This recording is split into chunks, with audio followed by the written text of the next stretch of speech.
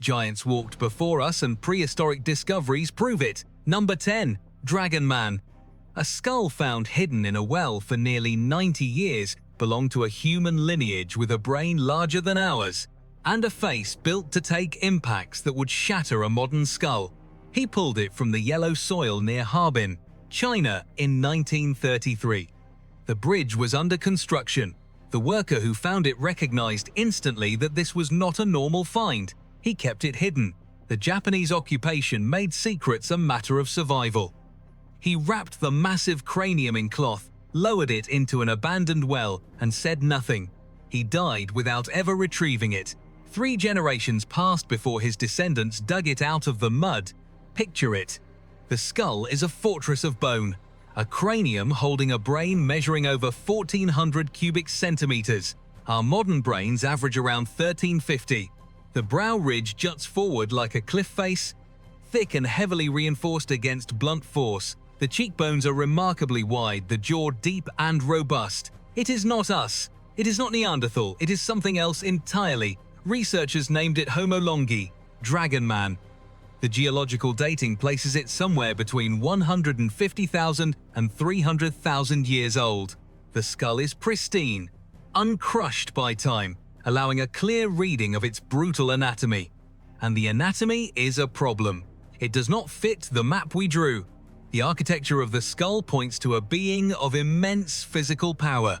The neck muscles required to hold this head upright would have been massive, anchoring to those thick brow ridges and wide cheekbones. The physical leverage alone implies a body of significant size and weight. The torso would have been barrel-chested, the frame colossal, a giant walking the riverbanks of the Ice Age. Some argue it is simply a Denisovan. Others place it as a sister lineage to the Neanderthals, a separate offshoot that developed in isolation. A few insist it is merely an unusual Homo sapiens. None of these explanations easily account for the sheer mass. If it is a Denisovan, we have no Denisovan skulls to compare it to, only teeth and finger bones. If it is a new branch, then our family tree just sprouted a trunk we never measured. The physical disparity is the crack in the glass. A brain this large, housed in a skull this thick, requires a massive blood supply and a massive body to sustain it. We have the head, we do not have the body. We do not know how tall it stood, how heavy it was, or what its hands could grip. The well kept the skull safe, the earth kept the rest. They were massive, but their size was mostly in the head. Further west, in the chalk pits of southern England, another ancient human left behind something much lower to the ground. A single bone that implies a body of impossible weight. At number 9, Boxgrove Homo heidelbergensis. A single tibia, thick as a tree branch, suggests a human standing well over 6 feet tall and weighing close to 220 pounds of pure muscle, hunting rhinos 500,000 years ago. If you want to see where this goes, hit subscribe.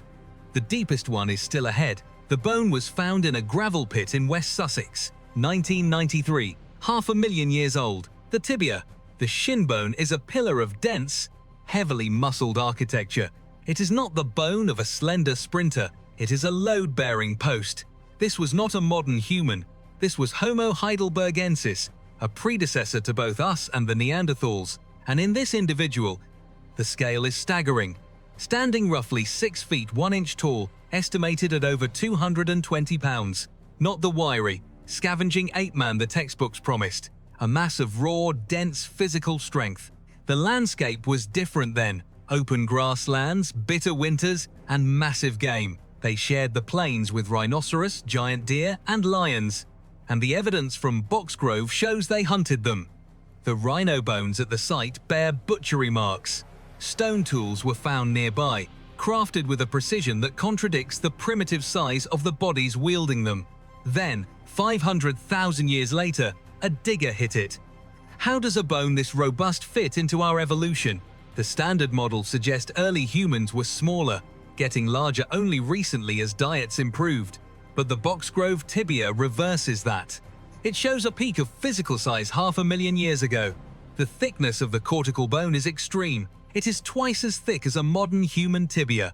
This individual did not just walk, he stomped. He carried enormous loads.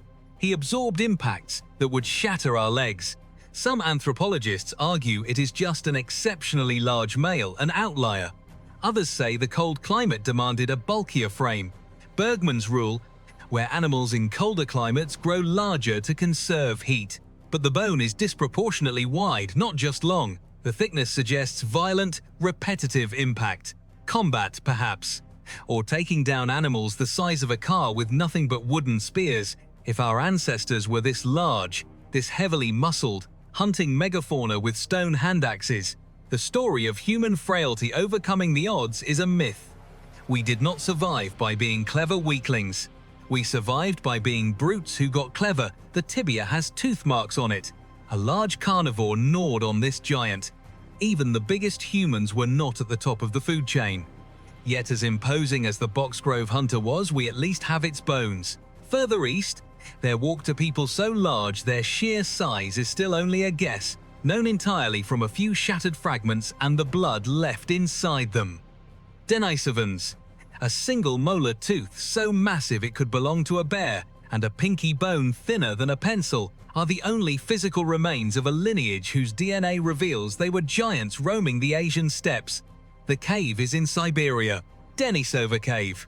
In 2010, scientists sequenced the genome from that pinky bone. It belonged to a girl, but her lineage split from the Neanderthals around 400,000 years ago. The DNA told a story of a vast population, spreading from Siberia down through Southeast Asia. A ghost people, leaving almost nothing behind but their genetic code. The physical evidence is almost non-existent. A toe bone, a jaw fragment. And that molar, the tooth, is the largest human molar ever found. It dwarfs a modern human molar. It is wider, thicker, and rooted in a jaw that could generate crushing force. If the skull matched the tooth, the face was immense. The genetics hold the real impossibility. Modern populations in Tibet carry a gene called EPAS1. It allows humans to survive at extreme altitudes, where oxygen is scarce. They did not invent it. They inherited it from the Denisovans.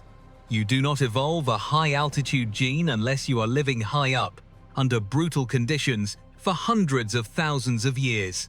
If they were adapted to the cold, high steppes, they were large. The Inuit and the Sami are compact, conserving heat, but the Denisovan tooth implies massive jaw musculature, which implies massive body size. The climate was punishing. Survival required bulk. They were likely heavily built, weighing far more than a modern human, dominating a frozen landscape we consider uninhabitable. Some researchers suggest they were simply a localized variant of Neanderthal. The DNA says otherwise. They were a distinct sister group, interbreeding with both Neanderthals and our ancestors. They were not a footnote, they were a parallel humanity. Their genes show up in modern Melanesians, people who average larger body sizes today, hinting at the physical legacy left by these ancient giants. The paradox is maddening. A people spanning a continent, massive enough to hunt mammoths in the frozen dark, durable enough to adapt to altitudes that kill us. And they left us almost nothing. No skeletons, no tools we can definitively tie to their hands. Just a tooth, a finger, and the blood in our veins. The Earth swallowed a race of giants whole. The Denisovans are ghosts built like walls. But even they disposed of their dead in ways we can almost recognize. Deep in Spain, another group of massive prehistoric humans did something else entirely, dragging their heaviest bodies into the pitch black beneath the earth. Number 7. Cima de los Huesos hominins. Over 400,000 years ago, a species of massive, heavily built humans carried their dead deep inside a lightless cave shaft and dropped them into the dark. The world's oldest burial, and nobody knows why. The site is in the Atapuerca Mountains of northern Spain. Cima de los Huesos, the pit of bones, 13 meters underground, accessible only by crawling through a treacherous, narrow passage. There, in the mud, lie the remains of over 28 individuals. These were not slight creatures. They were Homo heidelbergensis, but on the extreme end of the robust scale. The skulls are thick, the brow ridges immense, the bones dense with muscle attachment. They stood roughly 5 feet 8 inches tall, but their mass was extraordinary. The adult males would have weighed well over 200 pounds of raw, physical strength. The pelvic bones are massive. The femurs are bowed to carry colossal weight. They did not live in the pit. There are no hearths, no animal bones, no living debris. This was not a shelter that collapsed.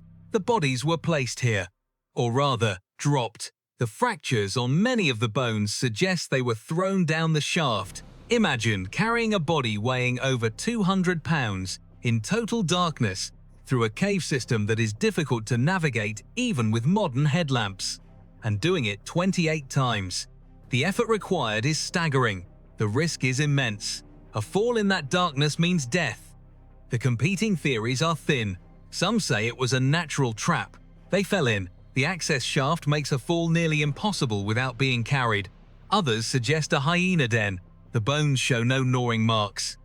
A few argue it was a place of punishment, a site to discard the dangerous, but the individuals range from adolescents to elderly adults. The most unsettling detail is a single object. A hand axe, carved from striking red quartzite, was found among the bones. It is the only tool in the pit. It is flawless, unused. It was not dropped by accident, a deliberate deposit, a mass of giant bodies, a flawless red blade. It looks like an offering. It looks like a ritual. But 400,000 years ago, we did not think they were capable of this. The standard model places the origin of ritual burial much later, with modern humans. The SEMA forces a rewrite. It implies that these massive, heavy-browed hominins possessed a concept of death and a concept of something beyond it. The pit keeps its secret. We know they are there. We know they were carried. We do not know what they were trying to keep down there or what they were trying to reach. What happened in that pit is a closed loop of darkness. But scale is relative. Sometimes the giants are not ancient ancestors. Sometimes they are found in soil we thought belonged to people just like us, turning our timeline completely inside out. And this one, strange as it is not yet the strangest. Not even close number 6, the giant of Castelnau. In a Neolithic tomb in France, a physician unearthed human leg and arm bones so enormous that the person they belonged to would have stood nearly 11 feet tall, and the bones were certified as entirely human. A Neolithic burial mound near Castelnau-le-Lay. Georges Vacher de Lapouge, a physician and anatomist, excavated the site. He pulled the bones from the earth and stopped. The femur measured over 28 inches long. The tibia was proportionally massive. The humerus, the upper arm bone, was thick as a post. He measured them. He compared them. He published his findings. The individual standing before him, were it alive, would have towered between 10 and 11 feet tall. Picture it. These were not the bones of a diseased outcast. The cortical thickness of the bone was extraordinary. It was dense, heavy, and reinforced far beyond what a standard human skeleton requires. This was a frame built to carry colossal weight, not a frame warped by a glandular tumor.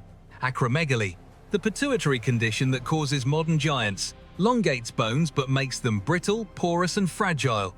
These bones were solid. They were robust. The Neolithic period is not deep time. It is roughly 10,000 years ago. Agriculture was spreading. Villages were forming. We thought we knew the human scale of that era. A human of this size, weighing an estimated 600 pounds or more, requires an entirely different caloric intake. A Neolithic village would have had to support a being that ate 3 times what they did. It breaks the economics of the era. Some dismissed the find as a miscalculation. But de Lapouge was a trained anatomist. Others suggested it was an isolated pathological case, a one-off mutation. But the bones were entirely healthy in their structure, absent the pitting and warping of gigantism. A few insisted they must belong to an animal, but the morphology was undeniably human.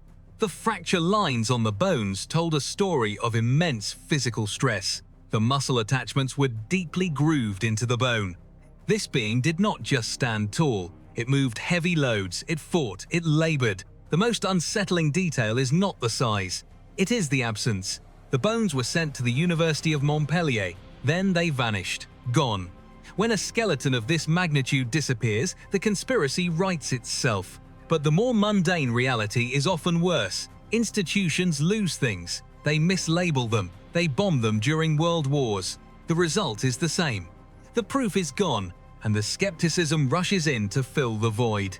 We are asked to believe the anatomist lied or the measurement was wrong, because the alternative is accepting an 11-foot human based on faith in a dead man's notes.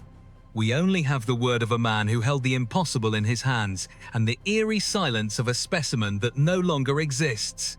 Yet as imposing as the Castelnau giant was, his size was an anomaly of the modern era.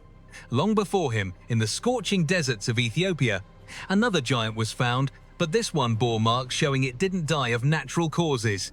Number 5. Bodo Homo heidelbergensis, a massive, brutally thick skull bearing the unmistakable cut marks of stone tools, an ancient giant.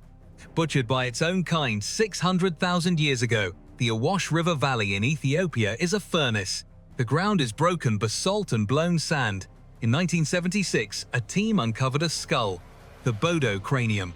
It is 600,000 years old, and it is a weapon. The skull is immense. The brow ridges are thick as a fist, jutting out over the eye sockets, like the visor of a helmet. The face is broad and heavy, designed to absorb impact.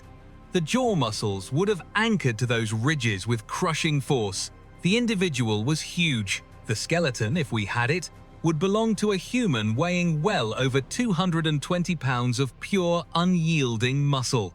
But the size is not the darkest thing about Bodo. Look closer. The bone is covered in cut marks.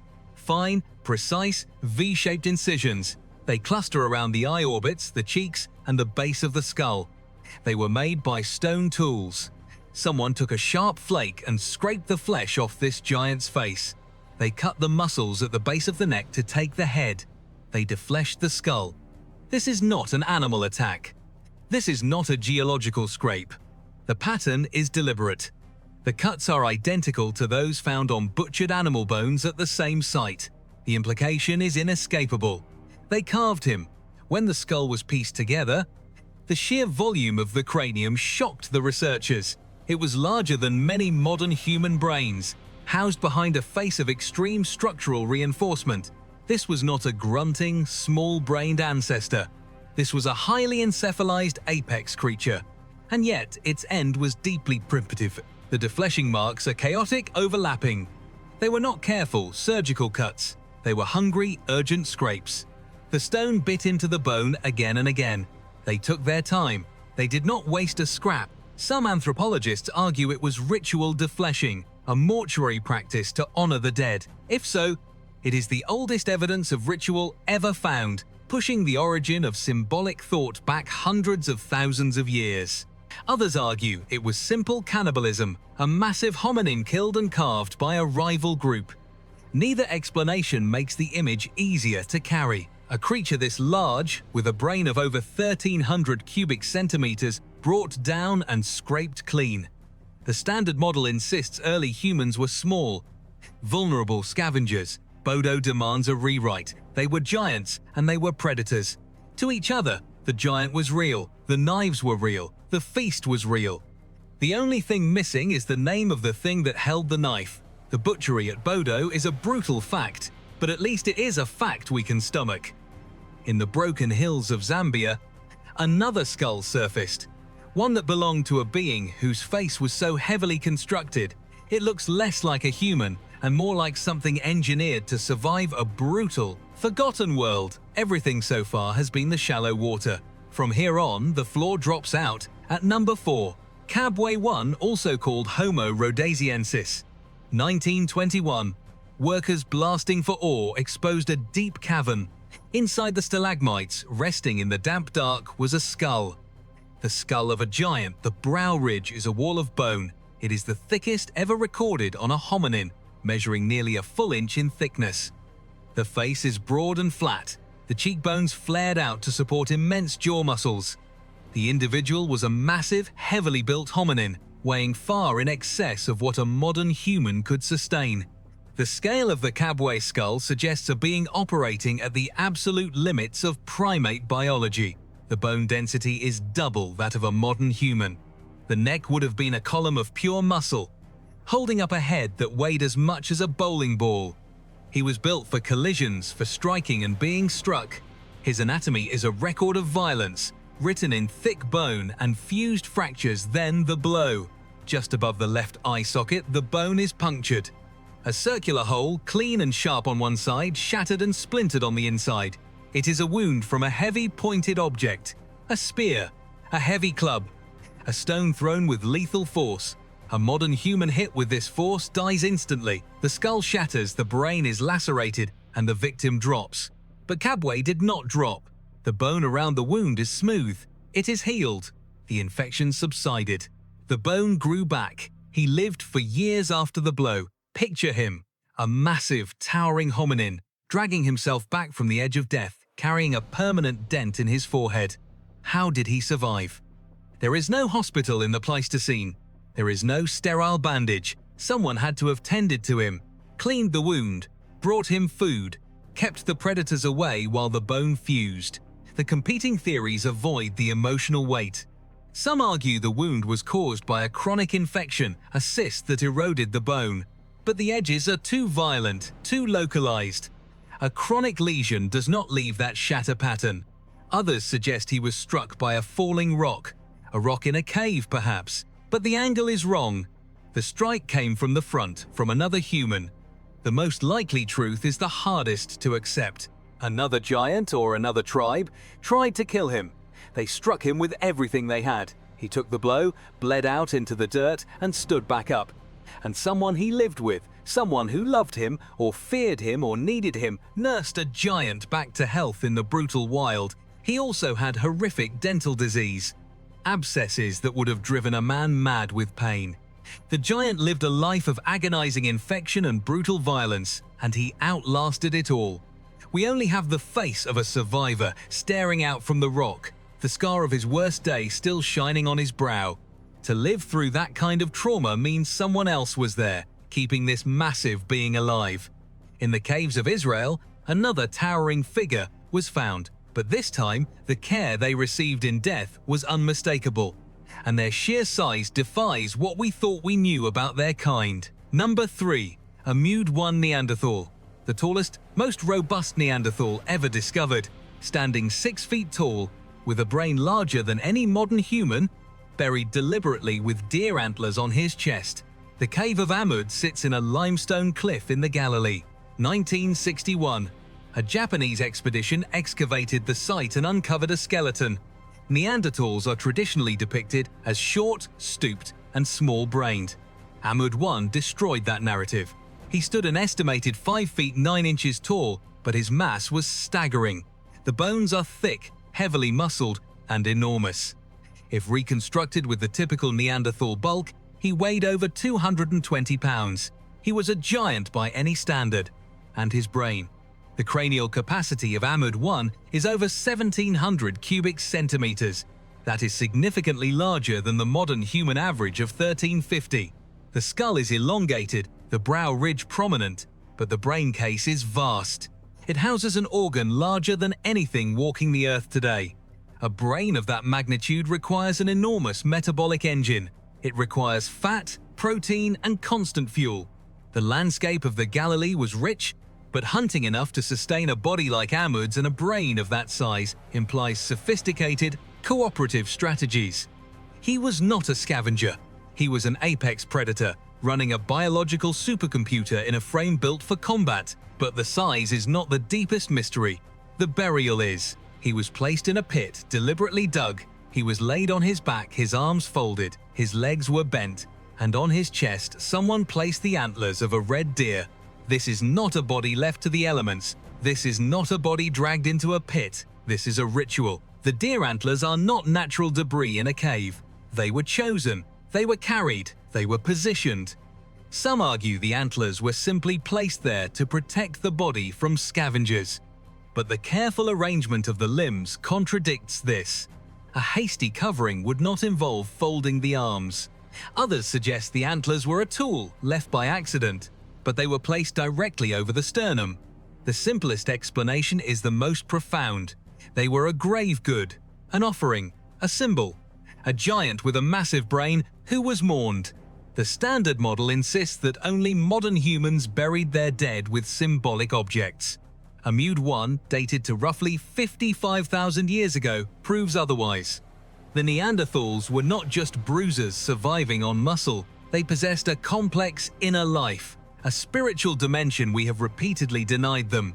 The sheer intimacy of the burial act is staggering. At number 2, Jinyushan hominin, a 260,000-year-old female with a brain larger than the modern human average and a body built for immense physical power, destroying the assumption that our ancestors chose brains over brawn. The limestone cave in Jinyushan, China, yielded a skeleton that refuses to sit quietly in our family tree. She lived 260,000 years ago. She was a woman, and she shatters the rule. 260,000 years BC. The Liaoning province. The bones were embedded in flowstone, preserved by the mineral-rich water that dripped from the cave ceiling for millennia. Her pelvis is broad and thick-walled. Her femurs are massive, designed to carry extraordinary weight. Her skull vault is expansive, housing a brain measuring over 1,300 cubic centimeters. That is larger than the average modern human brain today.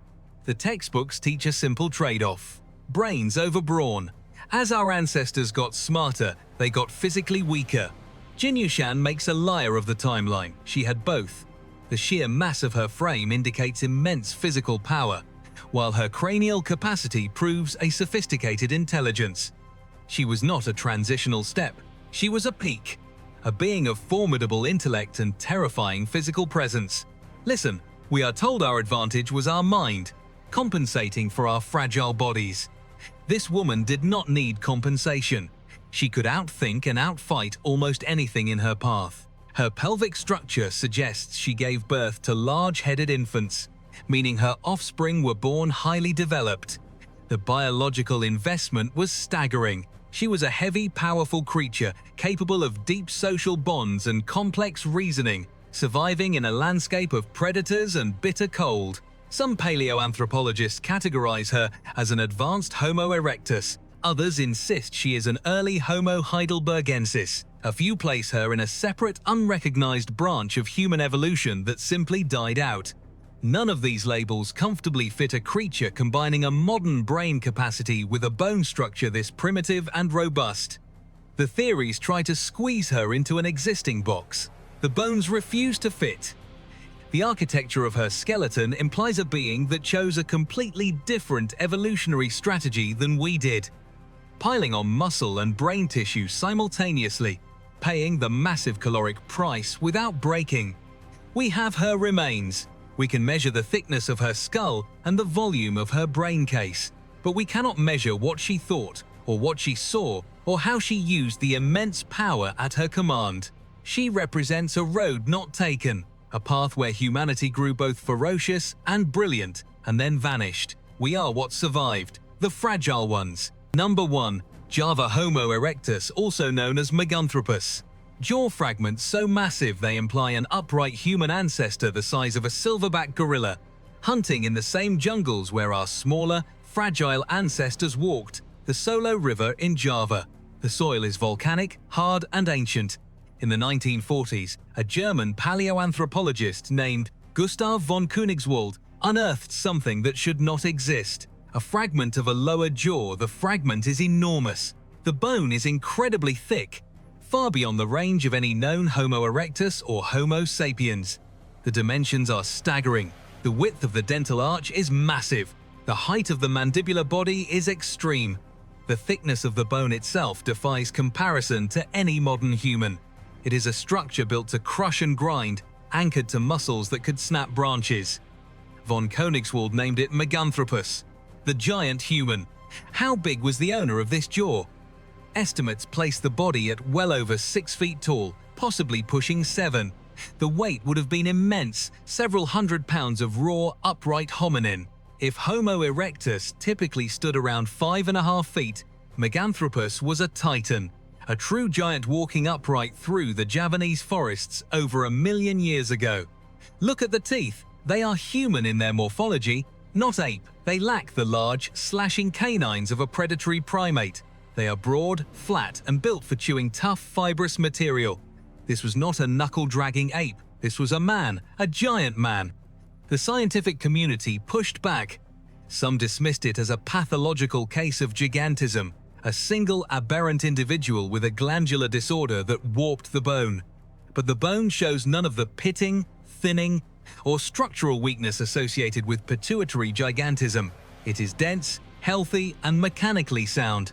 Others claimed the fragments belonged to a large, unknown ape. But the dental traits are undeniably hominin. The shape of the jaw, the wear patterns on the molars, the architecture of the bone, it all points directly at our family tree.